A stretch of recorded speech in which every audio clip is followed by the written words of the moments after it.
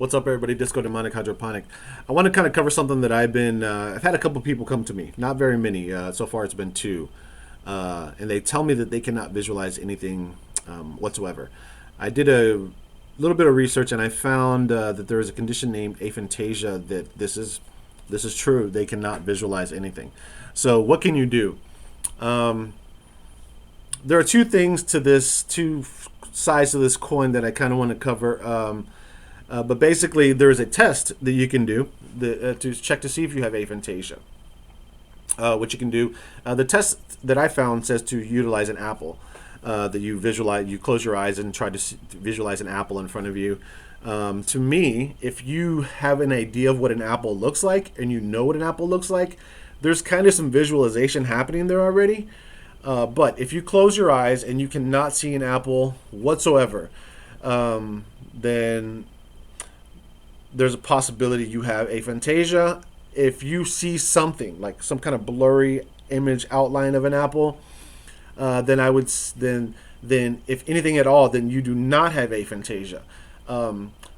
What I'm kind of curious as to, maybe some people are closing their eyes and they're not, maybe they're looking at the back of their eyelids and they're expected to see some sort of movie scene or something like that. This for me, I can't say it's never happened, but that's not how I have ever visualized anything. If this is maybe the case that you're having, it's in your mind. You kind of just let it happen. If you don't try so hard, don't try to put it in a certain space. Just kind of close your eyes and just start envisioning a circle, and then you should be able to envision a circle. For me, it's kind of like in between, like inside of my head. Like, see, where these points would meet, and these points would be like inside of your mind. Sometimes it's like in the back of your mind, but you kind of close your eyes and you get lost in this. Instead of trying to identify exactly where you're seeing the circle, get lost in the actual visualization process. So you would just try to envision a circle, and then you should be able to see some kind of blurry image if you can, and then let it kind of come through. If you cannot see anything at all, you have aphantasia. And the reason I say that it's highly unlikely, I think it's highly unlikely that people would have this, because the percentage of it is very, very low of cases of actual aphantasia. My personal opinion is that we live in this information age, and I feel that a lot of people self-diagnose with certain conditions that maybe they don't necessarily have. And this is also a possibility, right? However, if you have aphantasia, there's a couple of things that come through whenever I'm working with, when I put out sigils and mantras. The sigil doesn't always come first, and sometimes when the mantra comes first, the energy always comes first for me. Like, I start getting the energy first. That's how I know that what I'm doing is good. Good as in it's going to work, right? So, with that being said, I would focus more on the energetic aspect. I feel mine like starts kind of in my heart center, and I can actually move it around sometimes. But in the beginning, I would just kind of let that just kind of sit, or let it do whatever it does. And then just saying the mantra. Just say the mantra and let the energy present itself where it is. If you can envision, or not envision, but like have the intent to place the energy in a certain area, since you cannot envision if you have aphantasia, you can even hold your finger to your forehead saying the mantra, or if you don't have to hold your finger to your forehead, just with the idea that you're summoning the energy into your head, your upper dantian, do that while saying the mantra. And then sometimes you're going to be, and then you can move down to the middle dantian and then to the lower dantian. Sometimes, everybody's different. Maybe you won't feel it in your head as much as you feel it in your heart center, or in your middle dantian, right? Or maybe you won't feel it as much in your heart center as you do as in your lower dantian. We are all different. Different people, we feel it in different places. So don't just strictly just focus on, oh, I don't feel it in my head, so I can't do it. You know what I'm saying? Just keep rolling with it. Just go through the steps. These are steps that you're going to go through, and over time, these energies, you should become more sensitive to these energies in different places. If you want to use the sigil, let's say if you have a sigil, here's a sigil I channeled earlier. It's on my Patreon for working with Satan in a certain manner.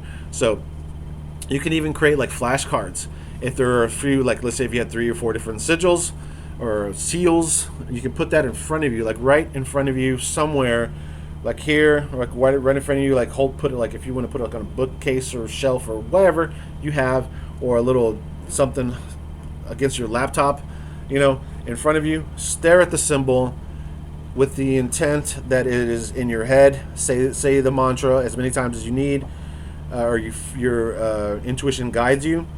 Then move to your center. Then move to your lower. These are all dantian. Saying the mantra each time until you feel that you are ready to move forward. And I'm going to say if you have no energy sensitivity, just go through it. And then from there, kind of feel as if the energy is going through to your hands. So if you don't have one skill, focus on another. When I first became an occultist, I had just survived a near-death experience. My memory was horrible, like very, very bad. I could meet somebody, and 10 minutes later, I would not remember their name, or sometimes even a couple of minutes later, I wouldn't know what their name was. I had to basically teach myself how to remember again. So I know it can be frustrating. I know it can be difficult, but I also know that it can be done. That's why I'm kind of like, yeah, I think maybe some people are self-diagnosing, because I've been through all of this, and it was very difficult. I was at a point where I couldn't even write my name, words and stuff. It was very difficult for me my muscles to work correctly. I had to teach myself to do all of that stuff again. It's not easy, but it is possible. So I would encourage you to keep moving forward. It's not always going to be as easy as it's not. I think people have this idea that because it's magic, that it's magically just easy. You say this incantation, and all of a sudden you have this ability. That comes with time. That can happen. But magic isn't easy. It's not Hollywood. This is real life. Magic takes time. It takes development. You got to do stuff every day. You have to build skills every day. You have to build energies every day. You have to do meditations every day, and just accommodate them to the abilities that you have, and other abilities will sprout forth from these abilities that you have. So whatever, like saying with the dantian, if you have your heart chakra or whatever lights up more, utilize that energy. After a while, maybe a month, maybe a couple of years, you'll start feeling the energy flowing up, and then in a circular motion through your body. And that's why I'm saying with your intent, you can visualize the energy, and you don't even have to visualize, you can feel the energy just kind of flowing through you. Imagine feeling the energy, what it would feel like, and then just kind of like have it kind of flow through you like an overlapping, like forward flip motion. I know I've mentioned this before. And then just kind of going through your dantian, just kind of, and all of them circulating the same way. This one moving that way, this one moving this way, that one, the bottom one moving this way also, and then all three of them kind of acting as if the energy would be a belt around them, just kind of like being spun around. And that's one way to envision it, or to imagine it. Or since I just described it, hopefully you can kind of, I don't know what else to use as a reference point as opposed to envisioning it. So I would just say envision it. But if you can't, because you have aphantasia, then maybe hopefully imagine. I don't know. But keep working at it is basically what I'm trying to say. Don't just give up after a couple of days or 10 minutes or, maybe a month. Don't just give up. Keep working at it. And yeah, it will happen. I think I mentioned as well. I know I've mentioned that when I first got into magic, it took, and I was already experiencing spirits and stuff like that. I was not foreign to this, but it took a while before I was able to get any results through ritual work. I did like a solid year of nothing happening. Just every day, like a year, nothing would happen, and I did it, all the formulas I tried. 3 a.m, like you're told to do it at 3 a.m, all this shit that you're supposed to do. I did all that stuff, and nothing was working. Every once in a while, I'd feel something, but it was nothing compared to what I feel now, like for a year. You know what I'm saying? I don't think it's a test that the spirits put you through. I think it's basically a tempering of building the character that you need in order to perform magic.